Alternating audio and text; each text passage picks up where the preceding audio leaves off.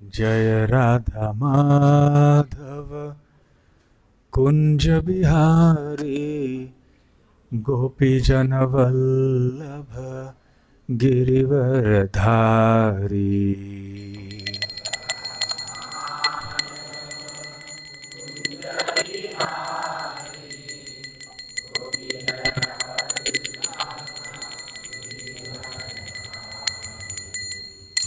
जय राधा माधव कुंज बिहारी गोपी जन वल्लभ गिरिवर धारी।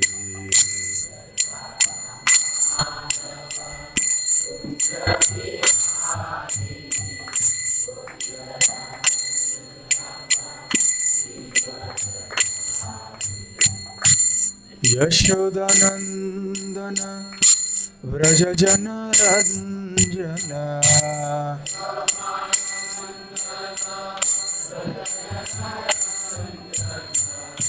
यशोदानंदन व्रज जन रंजन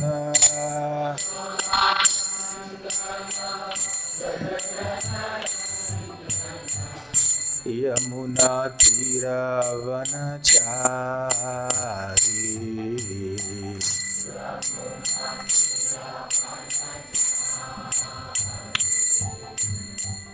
यमुना तीरावनचारी।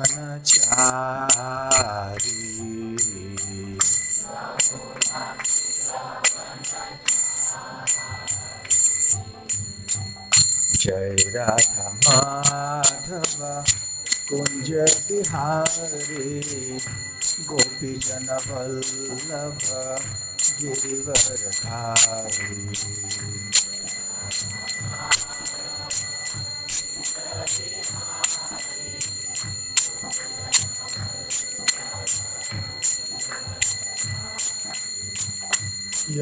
यशोदानंदन व्रज जन रंजन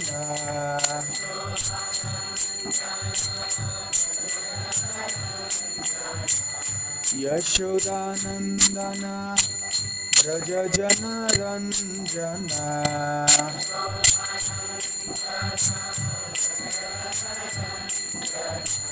यमुना तीरावनचारी।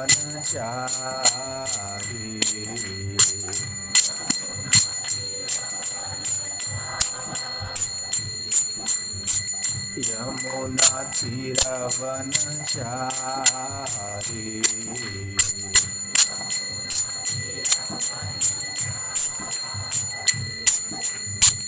जय राधा माधव कुंज बिहारी गोपी जन वल्लभ गिरिवर धारी।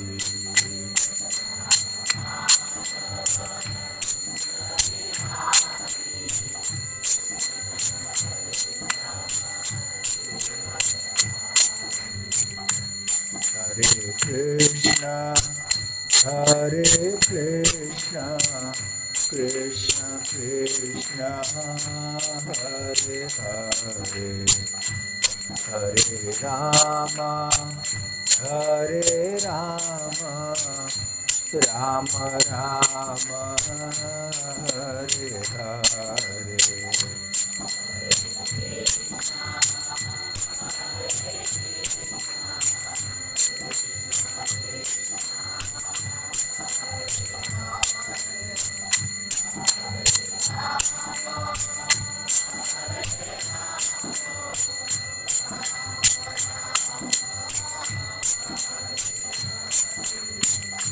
हरे Krishna Krishna Krishna Hare Hare Hare Ram Ram Ram Hare Hare.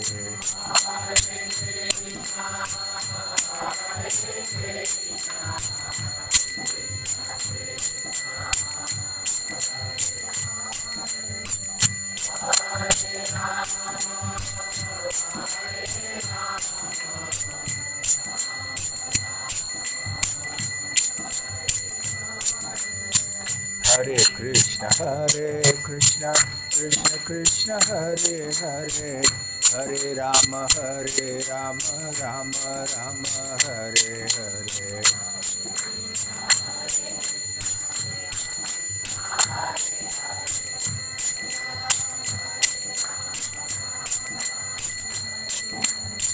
Hare Krishna Krishna Krishna Hare Hare, Hare Rama Rama Rama Hare Hare.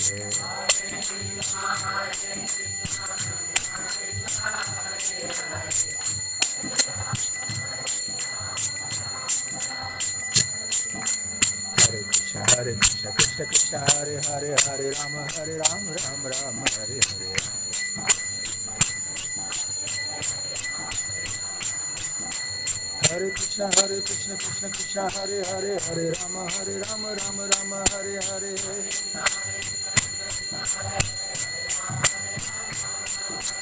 Hare Krishna Krishna Krishna Hare Hare, Hare Rama Rama Hare Hare. Hare Krishna Krishna Krishna Hare Hare, Hare Rama Rama Hare Hare.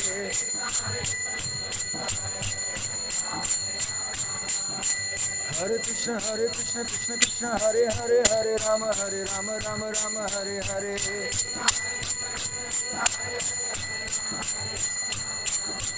Hare Krishna Krishna Hare Hare, Hare Rama Rama Hare Hare.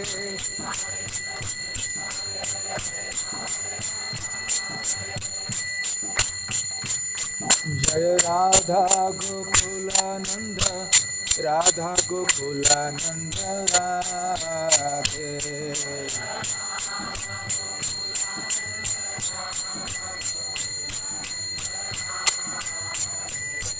Jaya Jagannatha Jaya Jagannatha Jaya, Baladeva Jaya Subhadra.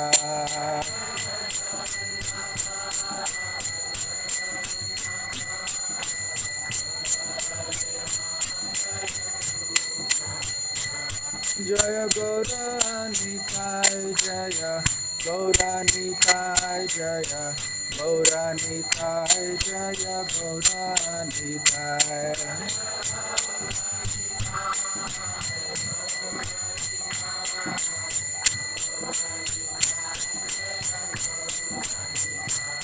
Jaya Vitthal Rakhumai Jaya Vitthal Rakhumai Jaya Vitthal Rakhumai Jaya Vitthal Rakhumai.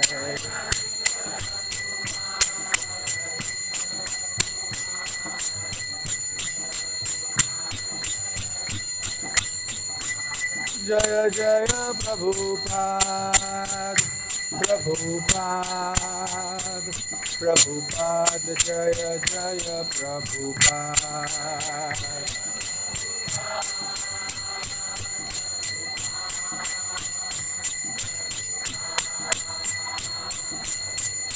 Nitai Gaura Hari Bol Hari Bol Hari Bol Nitai Gaura Hari Bol.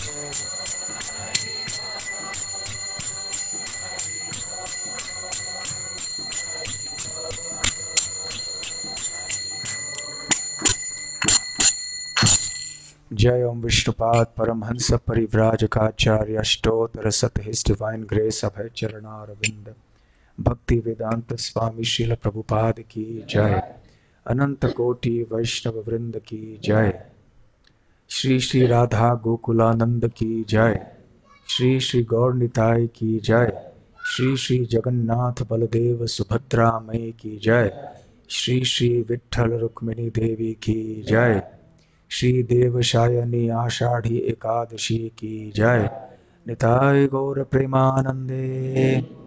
समवेत भक्त वृंद की जय, समवेत भक्त वृंद की जय, समवेत भक्त वृंद की जय, श्री श्री गुरु गौरांग की जय। ओम नमो भगवते वासुदेवाय, ओम नमो भगवते वासुदेवाय, ओम नमो भगवते वासुदेवाय। नारायणं नमस्कृत्य नरं चैव नरोत्तमं देवीं सरस्वतीं व्यासं ततो जयमुदीरयेत्। नष्टप्रायेषु भद्रेषु नित्यं भागवत सेवया भगवत्युत्तमश्लोके भक्तिर्भवति नैष्ठिकी।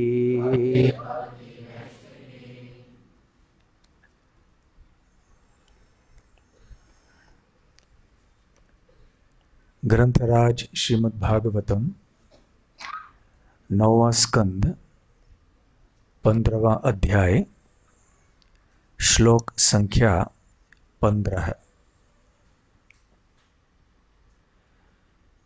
दृप्तं क्षत्रं भुवो भारम्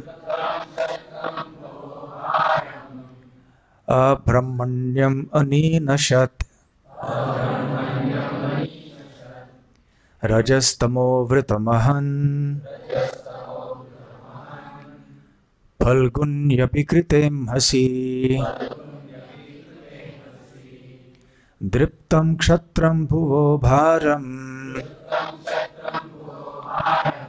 अब्रह्मण्यम् अनीनशत् रजस्तमो वृतं महन् फल्गुन्यपि कृतेमहसि। दृप्तं क्षत्रं भुवो भारम् अब्रह्मण्यम् अनीनशत् रजस्तमो वृतं महन् फल्गुन्यपि कृतेमहसि। दो प्रभु जी, दो माता जी बोलिए।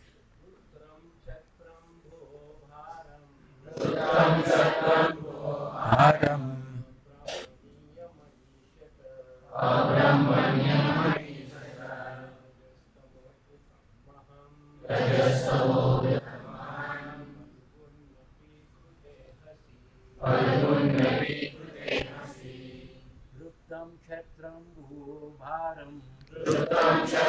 भुवो भारम्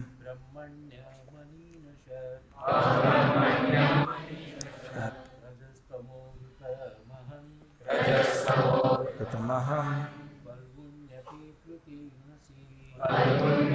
कृतेमहसि।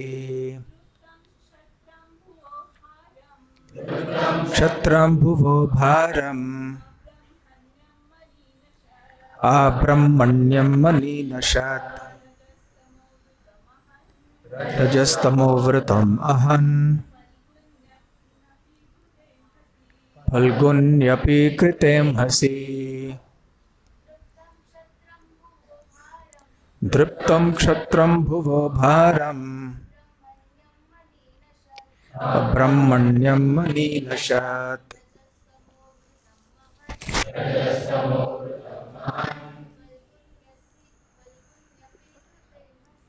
फल्गुन्यपि कृतेमहसि।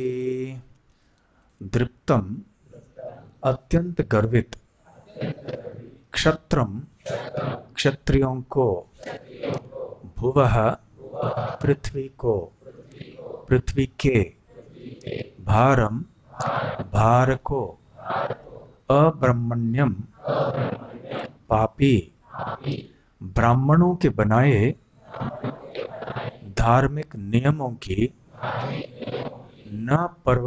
परवाह न करने वाले, अनीनशत निकाल दिया या विनष्ट कर दिया, रजः तमः रजो तथा तमो गुणों से, वृतम ढके हुए, अहन मार डाला,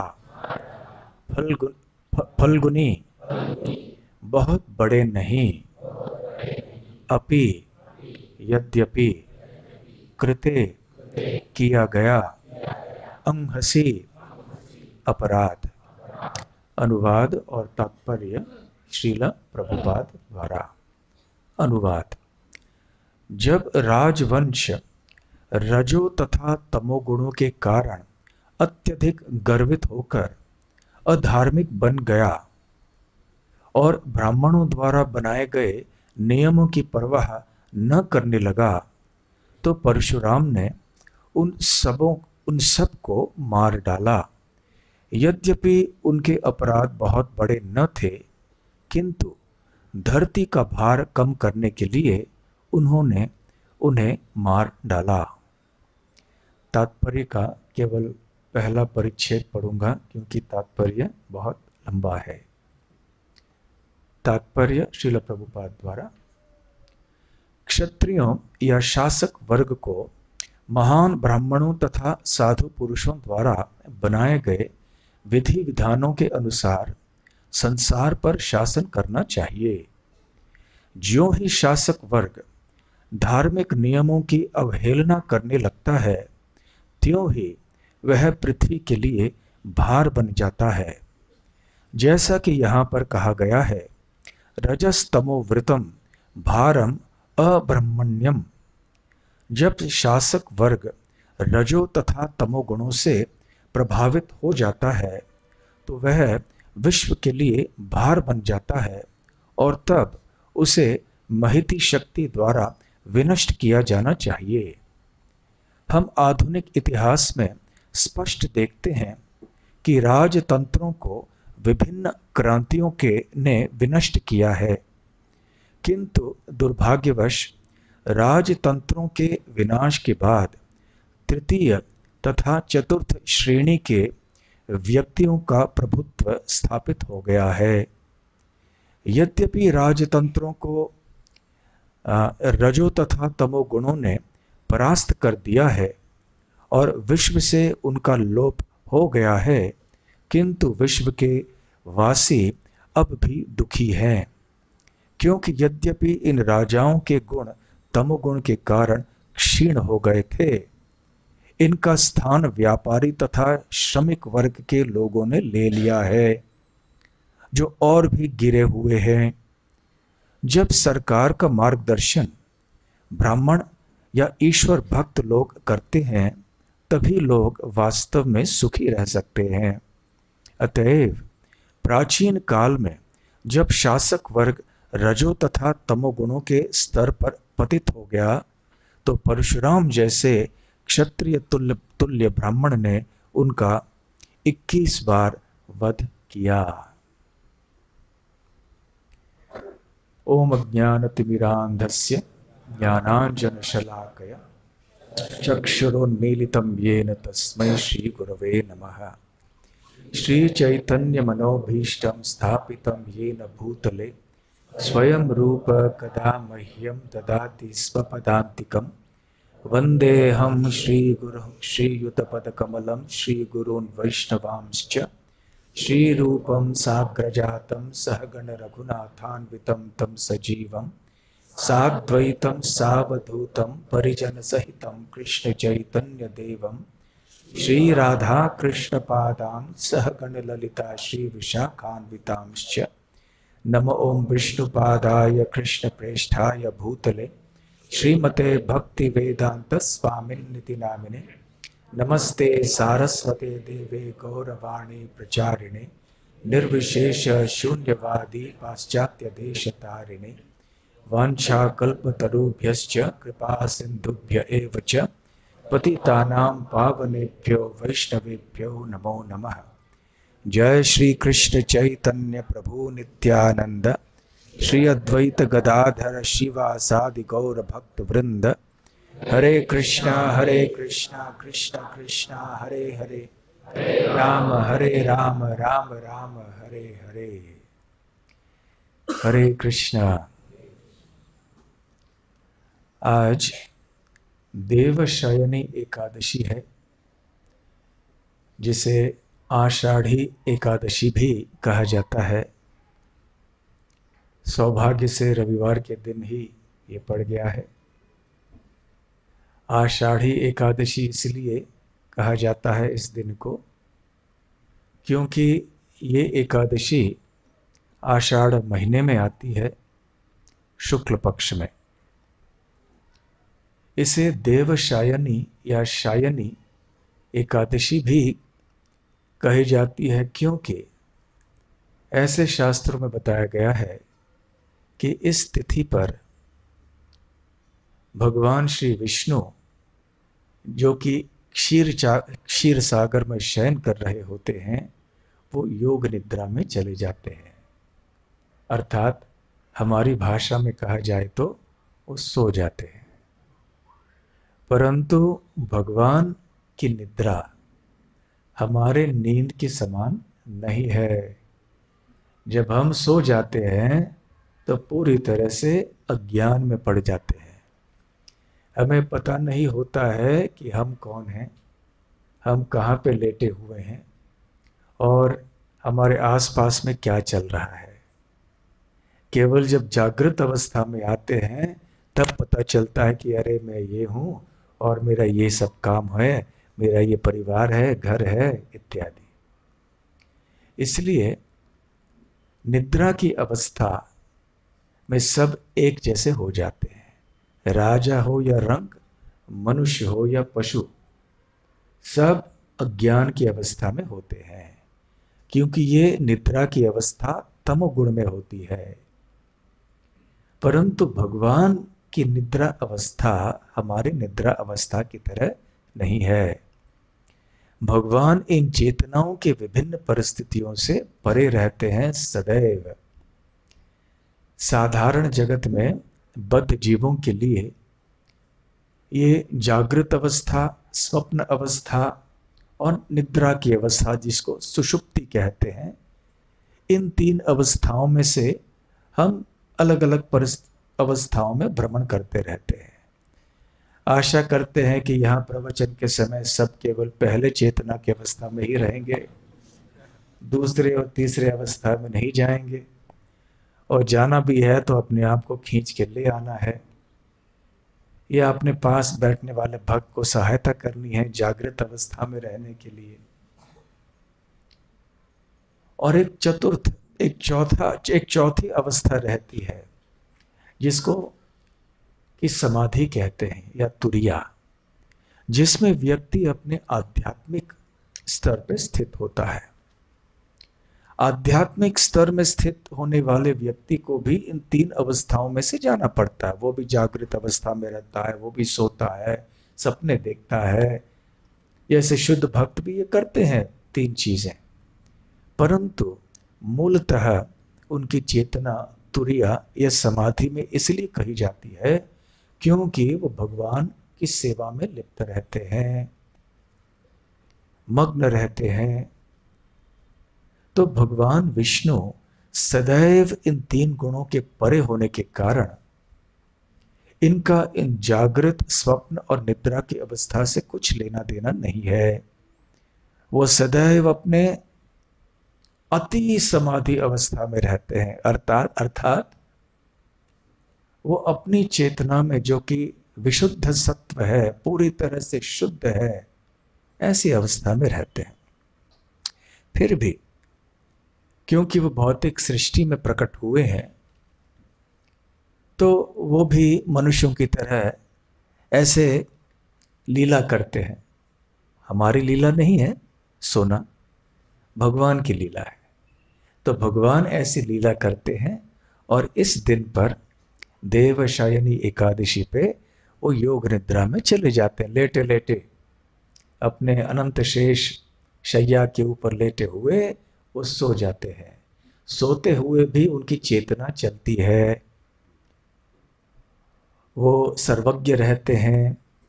हमारा ज्ञान नष्ट हो जाता है निद्रा के समय, भगवान का ज्ञान नष्ट नहीं होता है। और पृथ्वी लोक के काल के तुलना के मापदंड के अनुसार भगवान 4 महीने योग निद्रा में रहते हैं, सो जाते हैं। और इस 4 महीने के अवधि को क्या कहते हैं? चातुर्मास्य कहते हैं।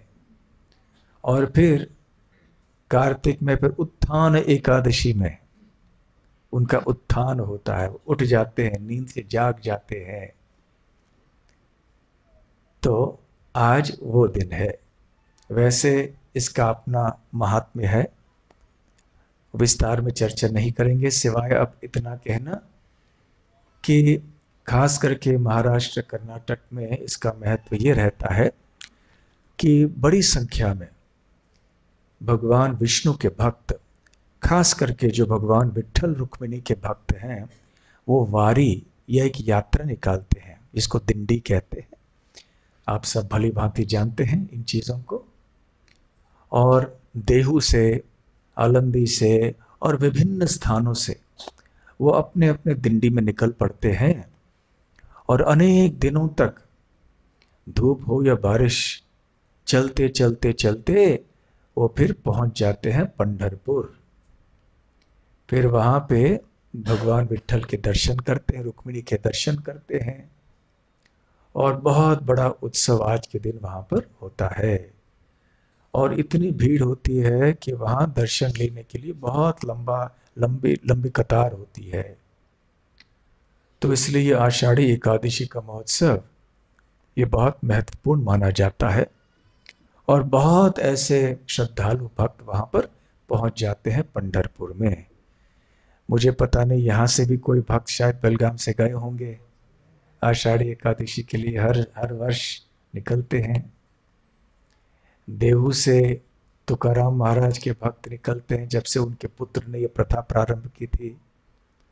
और आलंदी से ज्ञानेश्वर महाराज के जो अनुयायी हैं वो निकलते हैं। और जगह जगह से जो भी भगवान विट्ठल के भक्त हैं वो चलते हैं। और आज हम यहाँ देख रहे हैं कि बहुत ही सुंदर ढंग से गोकुलानंद को सजाया हुआ है, विट्ठल देव का रूप धारण किया है। किन्होंने श्रृंगार किया है? कालकंठ प्रभु में है क्या? आज यहाँ कालकंठ प्रभु है नहीं। तो वैसे भी शरीर की कांति वैसे ही है, सांवले रंग की, जैसे कि विट्ठल की है, विट्ठल देव की है। और क्या देख रहे हैं आप?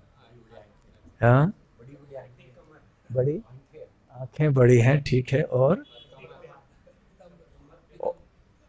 पीतांबर तो है ही, और कमर में हाथ, जैसे विट्ठल रुक्मिणी, विट्ठल खड़े हैं ना।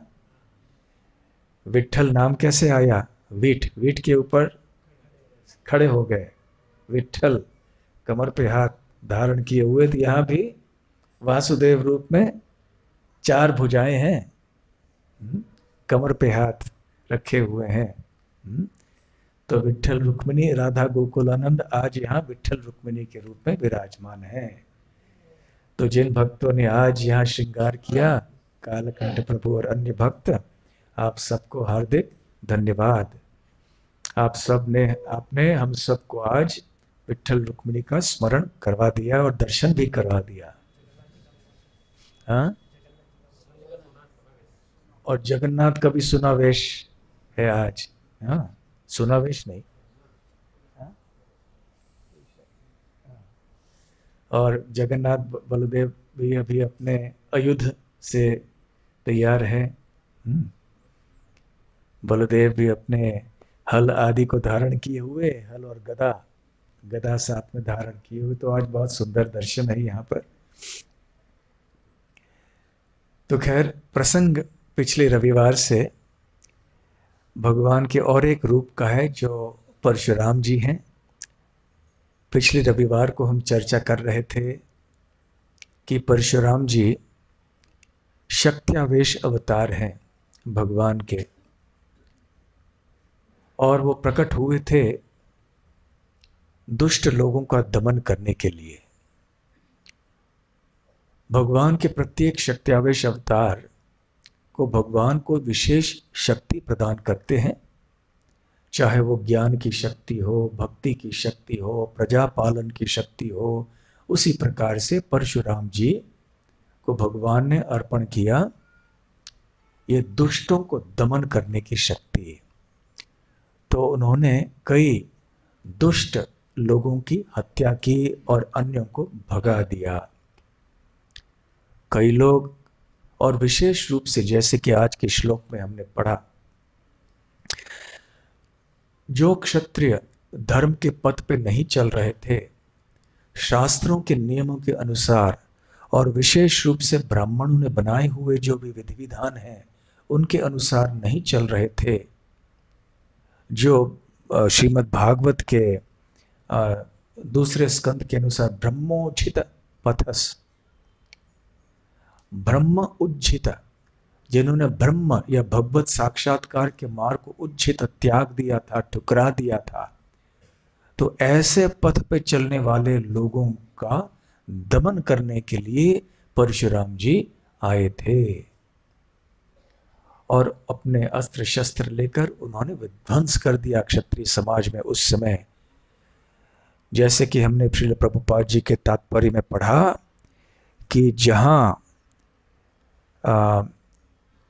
शासन करने वाले लोग ठीक नहीं होते हैं तो लोग असंतुष्ट हो जाते हैं, और इतिहास में ये देखा गया है कि क्रांतियां होती हैं, विद्रोह होते हैं, और फिर अभी बैठे वाले जो राजा है या मुख्यमंत्री हैं या राष्ट्रपति है उनको पद से निकाला जाता है। अब ये खबरों में है, अभी श्रीलंका में यही चल रहा है, क्योंकि उन्होंने ठीक से शासन नहीं किया तो प्रजा अभी उठ पड़ी है, विद्रोह कर रहे हैं और राष्ट्रपति को, प्रधानमंत्री को हटा दिया है वहां से।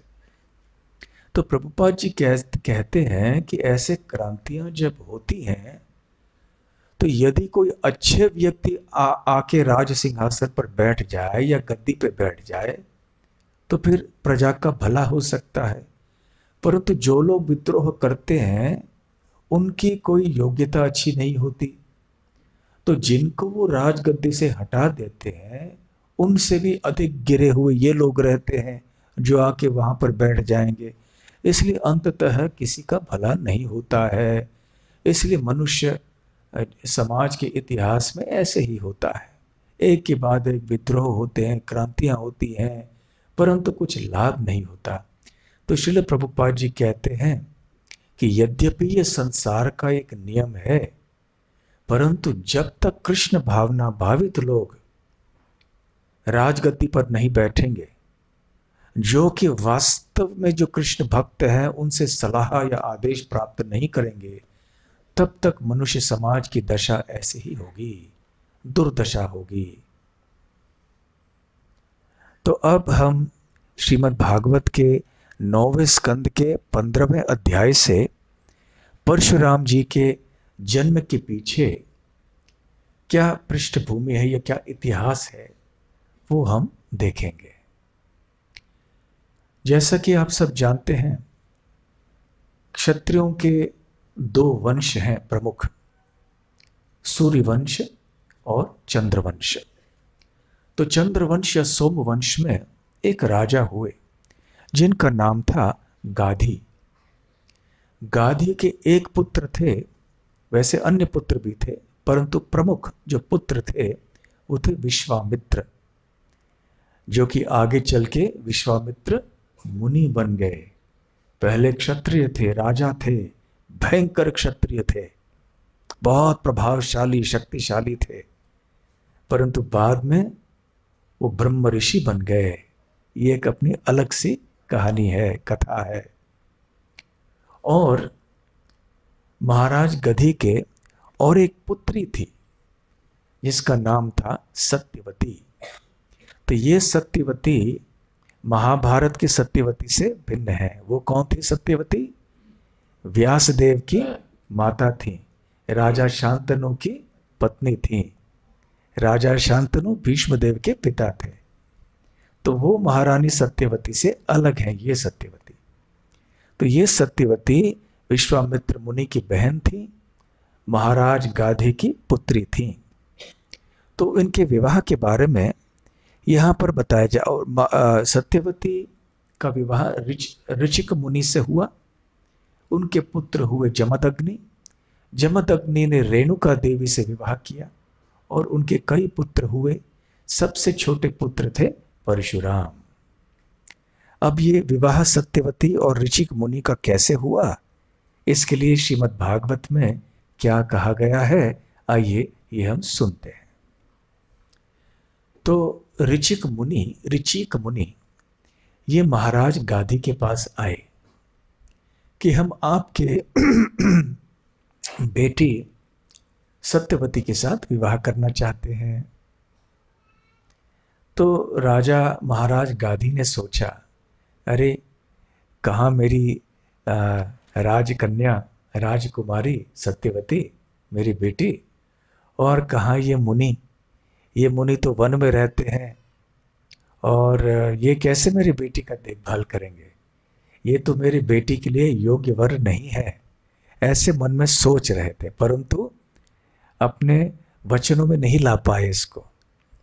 तो उन्होंने सोचा कि मुझे ऐसे कोई एक शर्त रखनी चाहिए जिसका पालन शायद ये मुनि नहीं कर पाएंगे, फिर वो निराश होकर चले जाएंगे। फिर किसी योग्य वर को मैं ढूंढूंगा मेरी पुत्री के लिए। तो उन्होंने ऐसा एक शर्त रखा जो बड़ा विचित्र था। उन्होंने कहा कि आपको यदि मेरे पुत्री से विवाह करना है तो शर्त ये है कि आपको 1000 ऐसे घोड़े लाने चाहिए मेरे पास जिनका रंग चंद्रमा के किरणों के समान सफेद है, सफेद, बिल्कुल सफेद, निष्कलंक। ऐसे 1000 घोड़े चाहिए। और इतना ही नहीं, ये हर एक घोड़े का एक कान, चाहे बायां कान हो दायां कान हो, वो काला होना चाहिए। ऐसे 1000 घोड़े आपको लाने हैं, तब मैं मेरी पुत्री का विवाह आपसे कर दूंगा। अब ऋचिक मुनि समझ गए कि इनका इरादा क्या है, वो देना ही नहीं चाहते थे, इसलिए इस तरह का शर्त रख लिया। परंतु ये ऋचिक मुनि भी कोई साधारण मुनि नहीं थे, तो वो चले गए वरुण देव के पास। वरुण देव के पास ऐसे घोड़े हैं और थे, तो ऋचिक मुनि को प्रसन्न करने के लिए वरुण देव ने ऐसे 1000 घोड़े दे दिए, बिल्कुल सफेद रंग, निष्कलंक, और एक कान काला। तो महाराज गादी बड़े आश्चर्यचकित हो गए। उन्होंने सोचा कि अब क्या किया जाए, अब मैं वचनबद्ध हूं, अब तो मुझे देना ही चाहिए। तो अपनी पुत्री का विवाह ऋचिक मुनि से उन्होंने कर दिया। तो विवाह तो हो गया, और अपने गृहस्थ जीवन में ऋचिक मुनि सत्यवती देवी के साथ रहने लगे। अब उन्होंने सोचा कि गृहस्थ आश्रम में आ गए, अब संतान की उत्पत्ति करनी है। तो उन्होंने यज्ञ में आहुति दे दी, और उन्होंने ये आहुति जो है अपने पत्नी सत्यवती को दी। परंतु सत्यवती की जो माता है वो भी आई ऋचिक मुनि के पास, ये जानकर कि ये बहुत प्रभावशाली ब्राह्मण मुनि है, कि मैं भी एक पुत्र चाहती हूं, तो मेरे लिए भी ऐसी कोई आहुति आप दे दीजिए। तो मेरी बेटी के लिए भी दे दीजिए, मेरे लिए भी दे दीजिए। तो ऋचिक मुनि ने कहा ठीक है। तो यज्ञ आदि करके जो आहुति 2 कटोरी में लेके वो लाए, और अपने पत्नी को 1 कटोरी दे दी कि आप ये ले लेना, और अपनी सास को भी दूसरी कटोरी दे दी कि आप ये ले लेना। अब ऋचिक मुनि अपने साधन करने के लिए चले गए, नदी के तट पे चले गए। उधर ऋचिक मुनि की सास ने, महाराज गादी के पत्नी ने सोचा कि मानसिकता ऐसी होती है कि जो पुरुष होते हैं उनका थोड़ा झुकाव पत्नी की ओर ज्यादा होता है, सास की ओर कम होता है। इसलिए जो 2 कटोरियां दी हैं उनमें से जो मेरी बेटी को दी है वो अच्छा रहेगा मेरे कटोरी से ज्यादा। इसलिए उन्होंने जाके अपनी बेटी से कहा कि तुम्हें जो कटोरी मिली है वो मुझे दे दो, और मेरी कटोरी तुम ले लो। तो बेटी ने कहा ठीक है, और दोनों ने कटोरी के अंदर जो भी था वो उसका सेवन कर लिया। जब ऋचिक मुनि वापस आ गए और उन्होंने सुना कि क्या हो गया, तो फिर उनको बड़ा दुख हुआ, वो क्रोधित हो गए। उन्होंने अपने पत्नी से कहा कष्टम अकार्षी ही, तुमने बहुत गलत काम किया है। क्यों गलत काम किया है? घोरो दंडधरः पुत्रो भ्राता ते ब्रह्मवित्तमः। मैं ब्राह्मण हूं, मेरा पुत्र भी ब्राह्मण होना चाहिए, ब्राह्मण के गुण अंदर होने चाहिए, परंतु तुमने तुम्हारे माँ के लिए दिया हुआ जो दिए हुए जो कटोरी के सामान सामग्री ले ली, इसलिए घोर दंडधर पुत्र, तुम्हारा पुत्र जो है ब्राह्मण न होकर एक घोर क्षत्रिय होगा जो भयंकर कार्य करेगा। और वहां तुम्हारी माता, उनका पुत्र कैसे होगा? भ्राता ते ब्रह्मवित्तमः, तुम्हारा जो भाई निकले अब का जन्म होगा वो ब्रह्मवित्तमः, ब्रह्म ज्ञान में प्रवीण जो व्यक्ति है वैसा होगा, एक शांत ब्राह्मण होगा। अब वैसे जानबूझकर ऋचिक मुनि ने ये दो अलग अलग आहुतियां बनाई थी। तो स्वयं के पत्नी के लिए ऐसे आहुति जिससे कि ब्राह्मण लड़का उत्पन्न हो, और अपने सास के लिए ऐसे आहुति दी थी जिससे कि एक क्षत्रिय उत्पन्न हो। परंतु अब ये उलट पुलट हो गया। तो अब उन्होंने कहा कि अब क्या किया जाए। तो प्रभुपाद जी तात्पर्य में कहते हैं, एक ब्राह्मण तब योग्य माना जाता है, श्रेष्ठ माना जाता है, जबकि वो अपने इंद्रियों को वश में कर लेता है और जब वो आध्यात्मिक विज्ञान में बड़ा विद्वान होता है। और एक क्षत्रिय बड़ा योग्य तब माना जाता है जबकि वो गुनहगारों को उचित रूप से दंड देता है, सबकी रक्षा करता है। तो योग्यता अलग अलग लोगों की अलग अलग तरह से नाप ली जाती है। सबके लिए एक तरह की योग्यता नहीं होती है। परंतु अब ये होने के कारण, अब जहां एक ब्राह्मण पुत्र होना चाहिए था, वहां एक घोर दंड धारण करने वाला व्यक्ति जन्म लेने वाला था। और जहां एक दंड धारण करने वाले बच्चे को जन्म लेना था, वहां एक योग वित्तमः या ब्रह्म वित्तमः जन्म लेने वाला था। तो जब ये सुना सत्यवती देवी ने, तो वो घबरा गई कि मुझे ऐसा घोर क्षत्रिय पुत्र नहीं चाहिए। तो अपने पति को शांत किया, सांत्वना दी। फिर माँ एवं भूः, कि ऐसे न हो, ऐसे न हो, मुझे ऐसे पुत्र न मिले। तो फिर जमदग्नि तो फिर उन्होंने कहा, ऋचिक मुनि ने कहा कि ठीक है, अभी तुमने इस तरह से थोड़ा प्रायश्चित किया है, कुछ तो पछतावा कर रही हो, परंतु ये जो मैंने एक वरदान दिया है उसको पूरी तरह से मैं नकार नहीं सकता, थोड़ा परिवर्तन कर सकता हूं। परिवर्तन क्या है कि जो घोर दंडधरः, जो घोर क्षत्रिय होगा, तुम्हारा पुत्र न होकर तुम्हारा पौत्र होगा, मतलब तुम्हारे पुत्र का पुत्र होगा।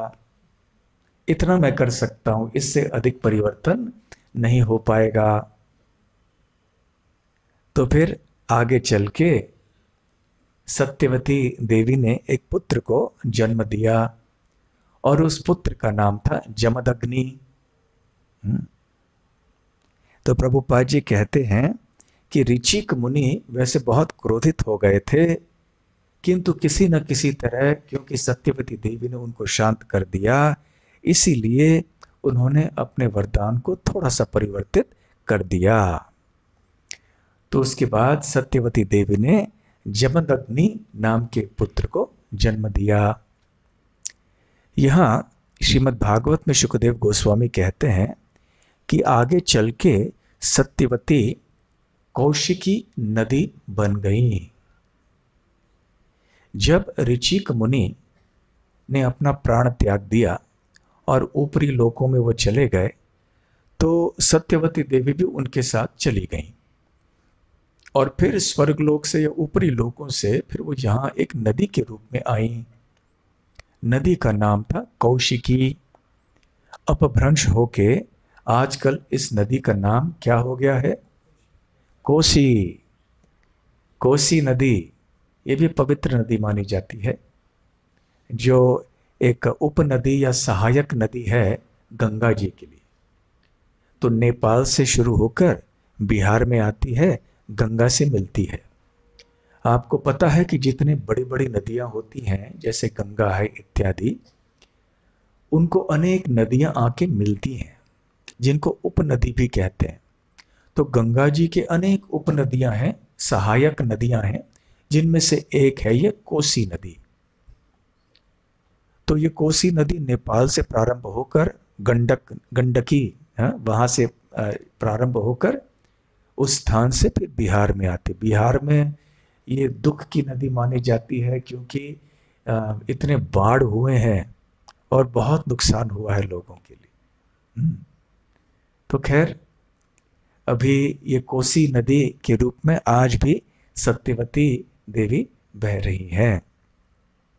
तो ऐसे बताया जाता है कि यहाँ पर नहीं परंतु अन्य शास्त्रों में बताया जाता है कि राजा विश्वामित्र मुनि जो थे, जो सत्यवती के भाई थे, वो सत्यवती से बहुत आसक्त थे। तो अपने बहन के पास रहने के लिए वो कोसी नदी या कौशिकी नदी के पास में आकर तपस्या करते थे या ध्यान में बैठते थे। तो कौशिकी नाम क्यों हुआ? विश्वामित्र मुनि का भी नाम कौशिक हुआ। ऐसे क्यों? क्योंकि उनके एक पूर्वज थे जिनका नाम था कुश। ये प्रभु राम के पुत्र कुश नहीं है, ये अलग कुश है। तो कुश के वंश में गाधी महाराज आए, गाधी महाराज फिर ये पुत्र बने, इसलिए उनका नाम कौशिक है और उनकी बहन का नाम कौशिकी। इस प्रकार से सत्यवती और विश्वामित्र मुनि की बात कही गई है। तो आगे चल के जमदग्नि ऋषि, इन्होंने रेणुका देवी से विवाह किया। अब जमदग्नि का स्वभाव ब्राह्मण का था, वो पूरी तरह से ब्राह्मण थे। अन्य स्थानों में बताया जाता है कि उनकी पत्नी रेणुका देवी ये क्षत्रिय परिवार से थी। तो खैर, जमदग्नि ने रेणुका से विवाह कर लिया और उनके अनेक पुत्र हुए। सबसे वरिष्ठ पुत्र का नाम था वसुमान और सबसे छोटे पुत्र थे परशुराम।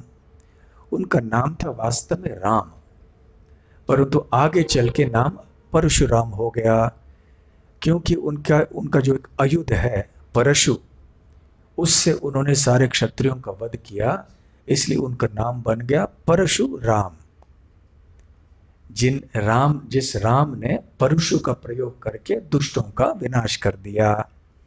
तो इसलिए शुकदेव गोस्वामी कहते हैं कि जो बड़े विद्वान हैं वो इस परशुराम को वासुदेव के ही अवतार मानते हैं, जिन्होंने कि कार्तवीर अर्जुन अर्थात और जो उस समय के क्षत्रिय थे उनका विनाश कर दिया। वासुदेव अंश अंशम, ऐसे यहां पे कहा गया है। वासुदेव अंशम, कि वासुदेव के अंश हैं। दूसरे शब्दों में परशुराम जी ये भगवान के एक विशेष अवतार हमें मान लेना चाहिए। और 21 बार उन्होंने क्षत्रियों को मार डाला। और क्यों मार डाला, तब हम अब 15वें श्लोक में आते हैं, जिस श्लोक का पठन आज हमने किया कि जब राजवर्ग ये बहुत ही घमंडी हो गए, बहुत अभिमानी हो गए और उन्होंने ब्राह्मणों के बताए हुए रास्ते में चलना ठीक नहीं समझा, तो उस समय परशुराम ने उनको 21 बार मार डाला। फिर परीक्षित महाराज, जो कि शुकदेव महाराज से ये सारी कथा सुन रहे थे, उन्होंने पूछा कि ऐसा कौन सा बड़ा अपराध था जो कि पृथ्वी के क्षत्रियों ने किया, जिसके कारण परशुराम ने उनको 21 बार ऐसे मार डाला। ये महत्वपूर्ण प्रश्न था। फिर शुकदेव गोस्वामी ने अब इसका कारण बताना प्रारंभ किया। वो कहने लगे कि क्षत्रियों में से जो सबसे शक्तिशाली थे हय वंश के, जिनका नाम था कार्तवीर अर्जुन, अर्जुन भी नाम था और कार्तवीर, तो कार्तवीर अर्जुन, ये नाम था उनका। और भगवान दत्तात्रेय की उपासना करके, उनकी कृपा प्राप्त करके उनसे वरदान क्या मिला था कि 1000 भुजाएं उनको मिली थी। और उन 1000 भुजाओं के कारण वो प्राय अजित हो गया था। कोई ऐसा नहीं था जो उसका सामना कर सके। और इतना ऐश्वर्य, इतना इंद्रिय बल, इतना सौंदर्य, इतना प्रभाव, इतनी शक्ति, इतना यश, इतनी योग सिद्धियां उनको प्राप्त हो गई कि वो बस यहां वहां घूमता रहा सारे ब्रह्मांड में बिना कोई रुकावट के। जैसे हवा बहती है सब जगह बिना रुकावट के, तो ये राजा कार्त्यवीर अर्जुन भी ऐसे घूमने लगा। बहुत घमंडी हो गया था। किनके कृपा से? दत्तात्रेय। तो दत्तात्रेय ये भी और एक अवतार है भगवान के। जैसे पिछली बार हम चर्चा कर रहे थे, भगवान के अनगिनत अवतार हैं अलग अलग तत्वों में। कोई है स्वांश, कोई है विभिन्नांश। विभिन्नांश अर्थात जो जीवात्माएं हैं, और स्व अंश स्वांश जैसे विष्णु तत्व अवतार हैं।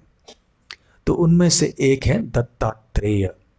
श्रीमद् भागवत में भी 4थे स्कंद में और अन्य स्थानों में भी दत्तात्रेय भगवान का उल्लेख आता है।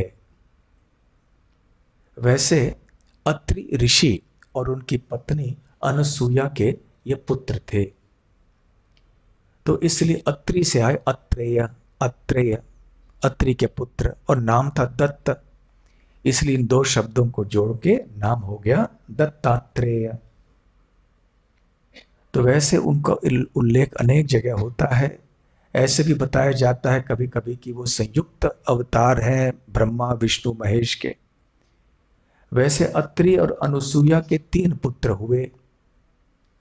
एक थे सोमदेव या चंद्रदेव के अंश, जो सोम जो कि ब्रह्मा जी के अंश रहे, दुर्वासा जो कि शिव जी के अंश हुए, और दत्तात्रेय जो कि भगवान विष्णु के अंश हुए।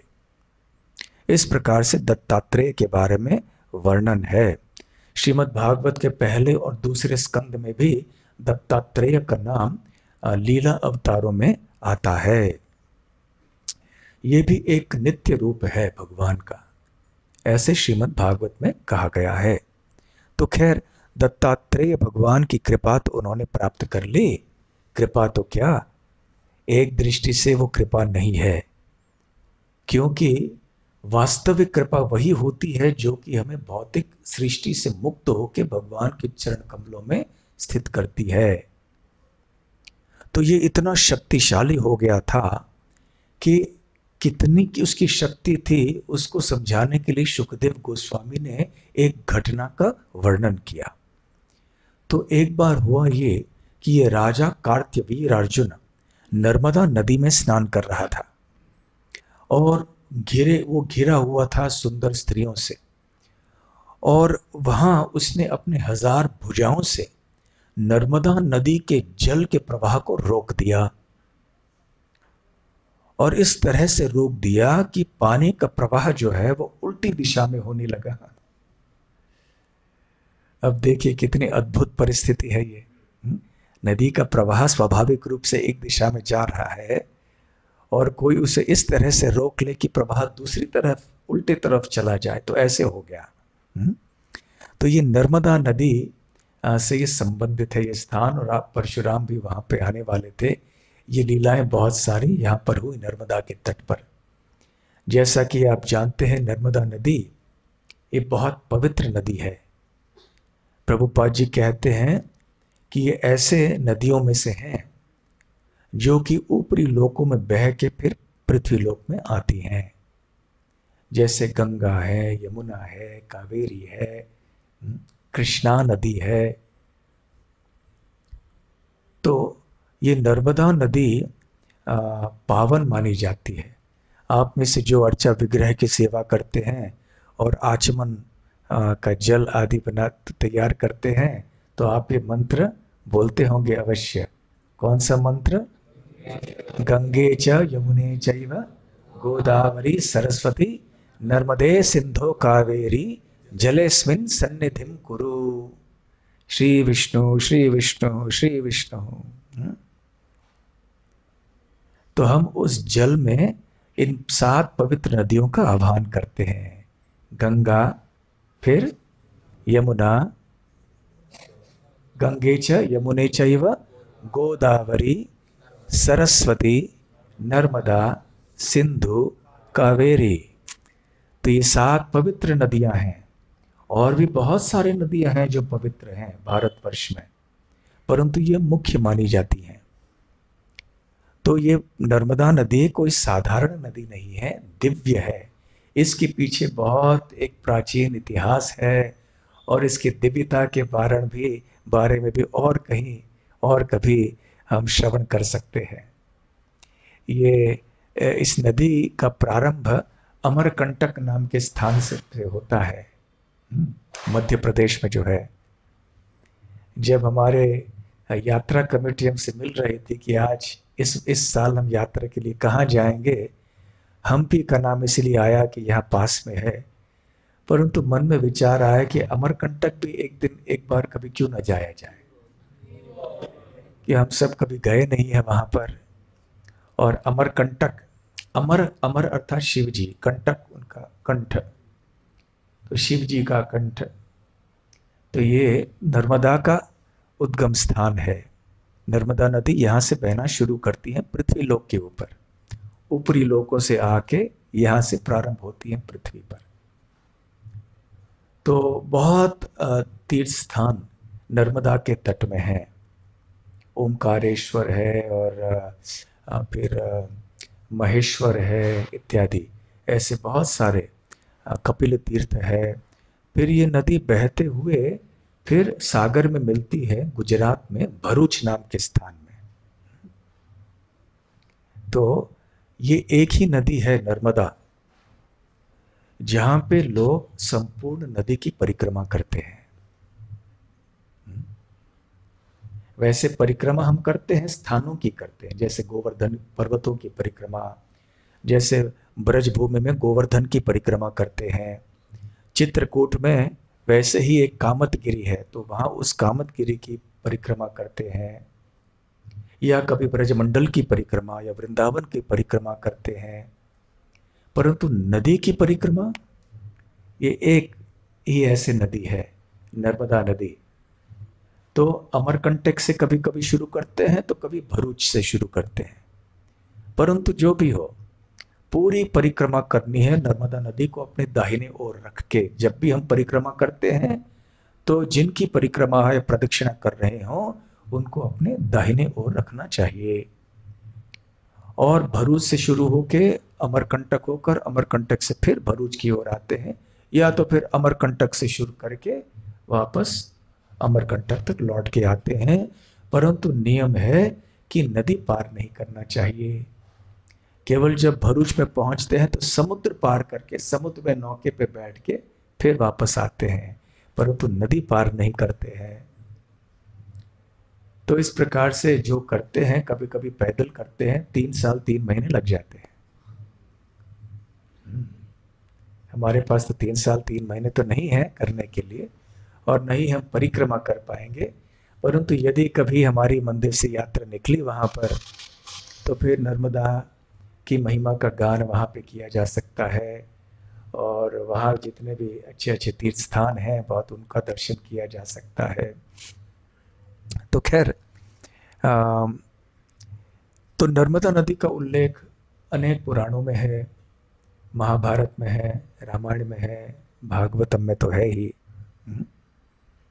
तो यहाँ पर ये कार्तिवीर अर्जुन अपने कार्य कर रहे थे। नर्मदा नदी के प्रवाह को रोक दिया, उल्टी दिशा में नर्मदा नदी के जल को भेज दिया। अब उधर माहिष्मतीपुरी नाम का एक स्थान था नर्मदा नदी के तट पे। अब ये माहिष्मतीपुरी ये बहुत महत्वपूर्ण स्थान था, ऐतिहासिक स्थान, उज्जैन के दक्षिण भाग में। ऐसे बताया जाता है कि अवंती, उज्जैन और माहिष्मतीपुरी ये 2 बहुत महत्वपूर्ण राजधानियां थीं। उज्जैन या अवंती विंध्या पर्वत के उत्तरी भाग में, महिष्मतिपुरी दक्षिण भाग में। तो महिष्मतिपुरी ये आज कोई ऐसे विद्वान कहते हैं ये ओमकारेश्वर है, ये मनधाता, कोई कहते हैं ये महेश्वर है, वो दोनों अलग अलग स्थान है। खैर जो भी हो, परंतु ये महिष्मतिपुरी जो है ये कार्तिवीर अर्जुन की राजधानी भी थी। तो जब ये कार्तिवीर अर्जुन वहां पर आए थे, नीचे नर्मदा में स्नान कर रहा था ये, और पानी के प्रवाह को उल्टा रख कर दिया, तो उस समय महिष्मतिपुरी के पास में कौन आए थे स्नान करने के लिए? रावण, वही रावण, लंका का रावण वहां स्नान करने के लिए आ गया था, और वो स्नान कर रहा था। तो जब वो रावण वहां स्नान कर रहा था, तो उसने देखा कि रावण का जो कि जितने भी साथ में लोग आए थे, उन्होंने अपने तंबू आदि सब नर्मदा के तट पे बनाए हुए थे।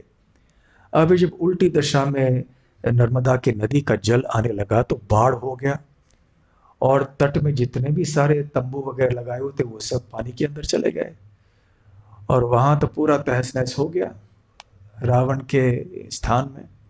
तो रावण को बड़ा गुस्सा आया। रावण तो अपने आप को बहुत बड़ा शूरवीर मानता था, उसको इतना गुस्सा आ गया कि ये किसने कर दिया। तो जाके देखा तो कार्तिवीर अर्जुन को देखा, तो कार्तिवीर अर्जुन ने इतने आसानी से रावण को पकड़ लिया और हरा दिया। शुकदेव गोस्वामी कहते हैं जैसे कोई शक्तिशाली व्यक्ति आसानी से एक बंदर को पकड़ लेता है और फिर छोड़ भी देता है, वैसे ही कार्तिवीर अर्जुन ने रावण जैसे शक्तिशाली व्यक्ति को पकड़ लिया और उसको बंदी बना लिया।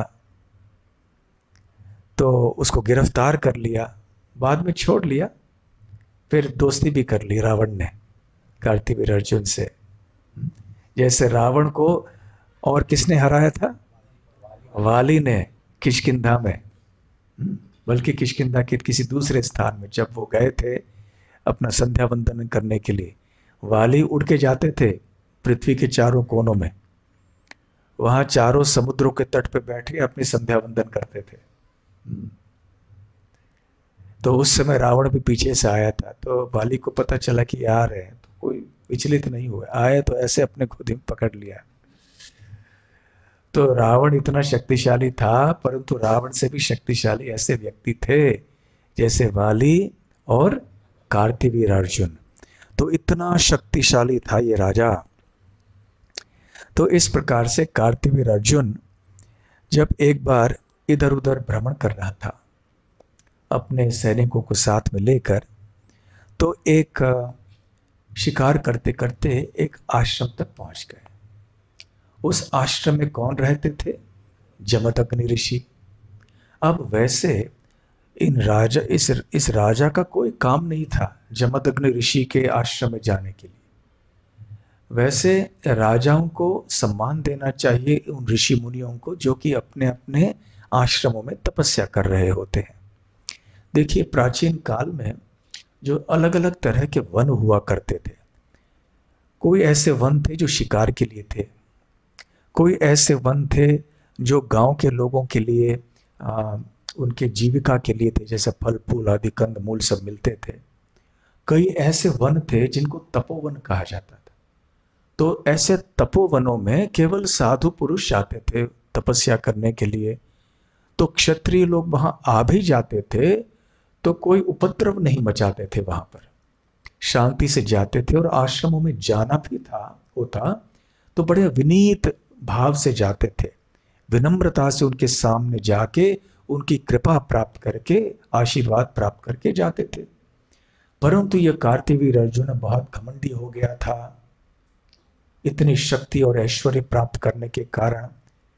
तो वो जब वहां पहुंचा तो जमदग्नि ऋषि तो एक ब्राह्मण थे, उन्होंने स्वागत किया, न केवल कार्तिवीर अर्जुन का, परंतु उनके जितने भी साथ में हजारों की संख्या में सैनिक थे उनका भी स्वागत कर दिया। और उनके साथ साथ उन्होंने जितने भी सैनिक थे उन सबको ऐसी दावत खिला दी कि राजा कार्तिवीर अर्जुन जो है आश्चर्यचकित हो गया। और यह संभव क्यों हुआ? क्योंकि जमदग्नि ऋषि के पास एक कामधेनु गाय थी। यह कामधेनु गाय एक ऐसी सुरभि गाय होती है जो कि असीमित मात्रा में दूध दे सकती है। और ऐसे जो गाय हैं वो साधारण व्यक्तियों के पास नहीं हो सकती है, केवल जमदग्नि जैसे ऋषियों के साथ हो सकती थी। क्योंकि अन्य लोग यदि ऐसे कामधेनु गाय को पाएं तो वो दुरुपयोग करेंगे। तो ये कामधेनु गाय ये जमदग्नि ऋषि के आश्रम में थी।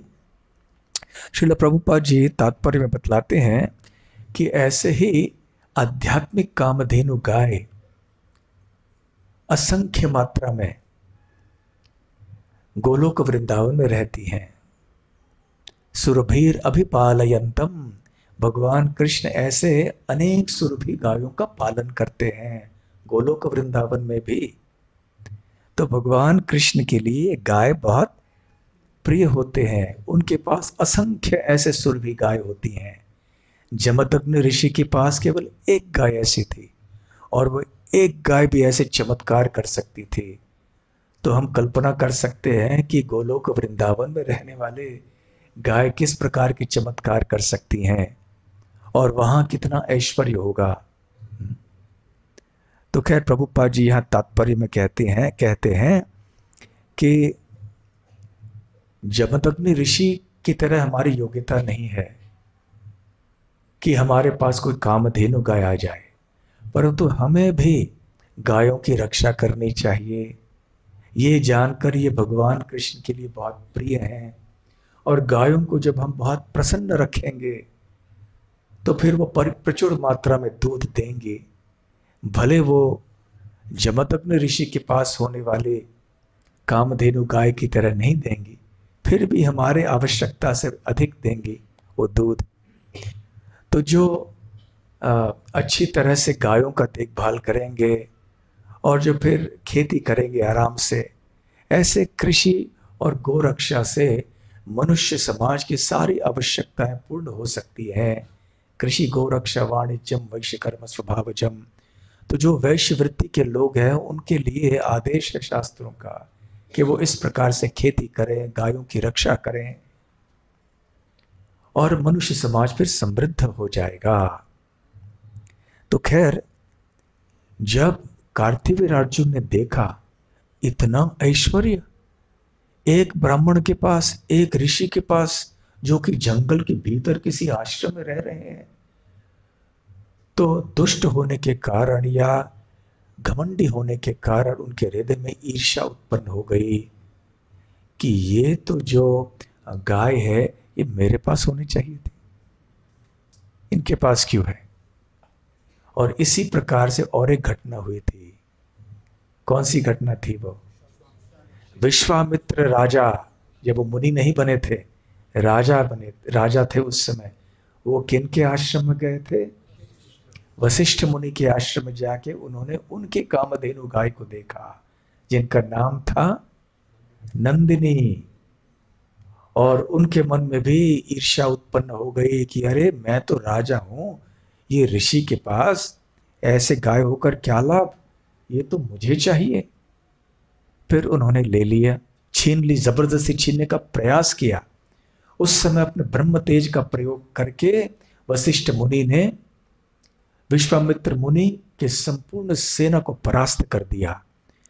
तब जाकर विश्वामित्र मुनि के मन में इतना ठोस पहुंच गया कि उन्होंने सोचा कि धिक्कार हो क्षत्रिय बनने के लिए, अब मुझे क्षत्रिय नहीं बनना है, मुझे अब ब्राह्मण बनना है। फिर वो ऋषि बने, संतुष्ट नहीं हुए, और तपस्या की, फिर महर्षि बने, फिर भी संतुष्ट नहीं हुए, फिर ब्रह्म ऋषि बने, वशिष्ठ मुनि के बराबर के बने, तब संतुष्ट हो गए। परंतु कार्तिवीर अर्जुन ने इस प्रकार की ईर्ष्या की और इशारा किया अपने सैनिकों को कि वो गाय को ले लो। उस समय जमदग्नि ऋषि ने कोई वैसे अपने ब्रह्म तेज का प्रदर्शन करके प्रहार नहीं किया।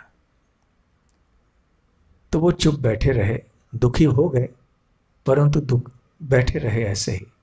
और उस समय कार्तवीर अर्जुन के सैनिकों ने उस गाय को जबरदस्ती बलपूर्वक अपहरण कर लिया और वापस ले गए, और ले जाके फिर अपने स्थान में माहिष्मतिपुरी में रख लिया। शुकदेव गोस्वामी कहते हैं कि कार्तवीर अर्जुन ने सोचा कि ये ऋषि जो हैं जमदग्नि, ये मुझसे ज्यादा ऐश्वर्यवान और शक्तिशाली हो गए, क्योंकि उनके पास ये कामधेनु गाय के रूप में एक रत्न है, तो ये रत्न मुझे चाहिए। और इसलिए एक अतिथि को चाहिए कि जब वो किसी घर में जाए और उनका सत्कार अच्छी तरह से हो तो वो थोड़ा आभार व्यक्त करें, धन्यवाद दे उनको। परंतु कार्तवीर अर्जुन का सम्मान इतने अच्छे ढंग से हुआ, फिर भी उन्होंने ऋषि जमदग्नि के प्रति कोई सम्मान का भाव प्रकट नहीं किया, बल्कि ऐसे बलपूर्वक इस कामधेनु गाय को छीन लिया उन्होंने। और इस प्रकार से रोती हुई वो गाय अपने बछड़े के साथ चली गई माहिष्मतिपुरी। और आगे चल के क्या होना था, क्या विध्वंस होना था, उस कार्तवीर राजा ने कल्पना भी नहीं की थी। तो यदि आप जानना चाहते हैं कि अब जब परशुराम जी जो उस समय आश्रम में नहीं थे, आश्रम में लौट के आए और उनको खबर मिली कि क्या हुआ था, किस प्रकार से कार्तवीर अर्जुन ने अपहरण कर दिया था इस कामधेनु गाय और उसकी बछड़ी का, तो उस समय परशुराम जी ने क्या किया, यदि आपको जानना है तो अगले रविवार ठीक इसी समय आपको यहाँ राधा गोकुलानंद मंदिर में आना होगा। श्री परशुराम भगवान की जय। ग्रंथराज श्रीमद् भागवतम की जय। निताय गौर प्रेमानंदे। हरि हरि बोल। हरे कृष्णा।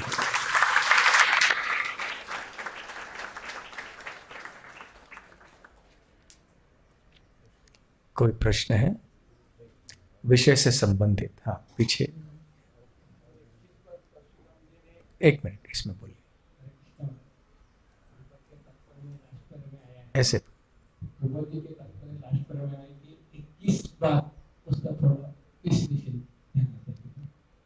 ये यदि जानना है आपको तो अगली बार आना चाहिए, तो इस प्रश्न का उत्तर मिलेगा। ठीक है। हरे कृष्णा। ये गाधी ये भी सोमोश की है। कौन? गाधी? हाँ लड़का जमदग्नि हो गया। हाँ। तो उसी वक्त ये कार्तवीर अर्जुन थे। नहीं, कार्तवीर अर्जुन दूसरे थे, ये इनके वंश में नहीं आए। वंश नहीं है, हाँ समकालीन थे। हाँ हाँ हाँ, समकालीन थे। हाँ, कार्तवीर अर्जुन और परशुराम जमदग्नि। तो कार्तवीर जो है आप कहते हैं है वंश के हैं। हाँ तो एक्चुअली वो भी सोमवंश के। हाँ। तो फिर गादी के बाद में उनका लड़का तो ये आ गया। लेकिन देखिए, हर एक जो हम सोमवंश की बात करते हैं ना, तो उसमें वंशावलियां तो हजारों है ना। ऐसे नहीं है कि वंशा एक, जैसे चंद्रवंश में केवल एक ही वंश चलता आएगा, क्योंकि जितने सारे राजा हुए, पुत्र पुत्रियां हुई, उनके कितने सारे और संतान हुए, उनके और संतान हुए, ऐसे जितने साल बीतते गए तो वंशावलियां तो बहुत सारी हो गई। तो चंद्रवंश में भी बहुत सारी वंशावलियां हैं, वंशावलियां हैं, और सूर्यवंश में भी है। सत्यवती के उनकी माँ की उनका लड़का वो क्या हो गया, जैसे यहाँ पे। हाँ, तो प्रश्न ये है कि जो दो आहुति की कटोरी दी थी ना, एक उल्टा हो गया, दोनों ने एक दूसरे परस्पर कर लिया, तो सत्यवती की माँ ने जो कटोरी के अंदर जो जो आहुति थी वो ग्रहण कर ली, तो उनका संतान कैसे हुआ? ब्राह्मण हो गया। उनके भी कई संतान हुए होंगे, उनमें से एक विश्वामित्र भी थे पहले से, और एक संतान हुए होंगे जो ब्राह्मण निकले गुण से। तो व्यक्ति को ब्राह्मण क्षत्रिय आदि कहा जाता है केवल जन्म से नहीं, गुण से, जैसा कि भगवान श्री कृष्ण भगवद गीता में बताते हैं। हाँ, हरे कृष्ण। जैसे परशुराम जी ने बहुत दुष्टों का विनाश किया है, तो रावण का सामना भी हुआ था, रावण का भी सामना हुआ था परशुराम जी। रावण का सामना भी हुआ था क्या? वैसे परशुराम ने रावण का वध नहीं किया, वो श्री राम के लिए छोड़ दिया। राम की महिमा, राम आने वाले थे रावण का वध करने के लिए, है ना, इसलिए पहले ही कार्तिवीर अर्जुन को मार डाला। राम तो बाद में आने वाले थे, बहुत बाद में। उस समय रावण इतना शक्तिशाली नहीं था। तो इसलिए क्षत्रिय इधर उधर सब भाग गए थे। इसके बारे में अगले रविवार को हम देखेंगे, ठीक है? हरे कृष्ण। हाँ, दत्तात्रेय जी का जो अवतार है किस कारण हुआ था, और भागवत में तो डिटेल में वर्णन नहीं आता। हाँ, दत्तात्रेय के बारे में अधिक वर्णन श्रीमद् भागवत में नहीं है, केवल उनका जन्म कैसे हुआ इतना वर्णन है कि अत्रि मुनि और अनुसुईया से वो उत्पन्न हुए, 3 भाई। और एक वर्णन जो ब्रह्मांड पुराण में है कि अनुसुईया देवी ने भगवान से प्रार्थना की कि आप तीनों ब्रह्मा विष्णु महेश एक मेरे पुत्र के रूप में आ जाइए, तो संयुक्त अवतार हो गए उनके। ये ब्रह्मांड पुराण का वर्णन है। और श्रीमद् भागवत में बताया गया है कि 3 पुत्र हुए, जैसे मैंने पहले कहा, सोम, दुर्वासा और दत्तात्रेय। तो सोम ब्रह्मा जी के अंशावतार, दुर्वासा मुनि शिव जी के अंशावतार, और दत्तात्रेय विष्णु भगवान के अवतार। परंतु और एक उल्लेख आता है दत्तात्रेय का, वो श्लोक में नहीं है परंतु श्रीधर स्वामी के टीका में है। उद्धव गीता में 11वें स्कंद में हम देखते हैं कि महाराज यदु एक ब्राह्मण से मिले, एक अवधूत ब्राह्मण से मिले, और उस अवधूत ब्राह्मण ने महाराज यदु को अपने 24 गुरुओं के बारे में बताया। जैसे पृथ्वी है, समुद्र है, हवा है, ये सब मेरे गुरुजन हैं, उनसे मैंने बहुत चीज़ें सीखी हैं। तो श्रीधर स्वामी ने बतलाया है, और श्रील विश्वनाथ चक्रवर्ती ठाकुर भी इसकी पुष्टि करते हैं कि ये जो अवधूत ब्राह्मण थे जिन्होंने कि महाराज यदु को उपदेश दिया, वो वास्तव में दत्तात्रेय भगवान थे। और प्रभुपाद जी अपने तात्पर्य में बताते हैं कि दत्तात्रेय इन्होंने ज्ञान का, ब्रह्म ज्ञान का प्रचार प्रसार किया। जैसे कि अन्य ऐसे अवतार हुए, उन्होंने ब्रह्म ज्ञान का प्रचार किया। कभी कभी उन्होंने निराकार ज्ञान भी प्रचार किया, निराकार ब्रह्म का ज्ञान भी प्रचार किया। तो इसलिए हम दत्तात्रेय भगवान को मानते अवश्य हैं, परंतु हमारे संप्रदाय में उनकी उपासना ऐसी नहीं होती है। जैसे बुद्ध देव को भी मानते हैं, परंतु इतना महत्व इतना नहीं देते हमारे संप्रदाय में। ठीक है। हाँ, और एक अमरकंटक जो है एमपी में जबलपुर के पास है, नर्मदा नदी के किनारे पर। हाँ, जबलपुर के पास में अमरकंटक है, नर्मदा के तट पे। हाँ हाँ, माहिष्मतिपुर भी वहीं पे पास में है, बिल्कुल। तो ठीक है। हाँ, बहुत बहुत धन्यवाद। श्रील प्रभुपाद की जय। श्री देवशायनी एकादशी की जय। गौर प्रेमानंदे। हरि हरि बोल। हरे कृष्ण। हरे कृष्ण।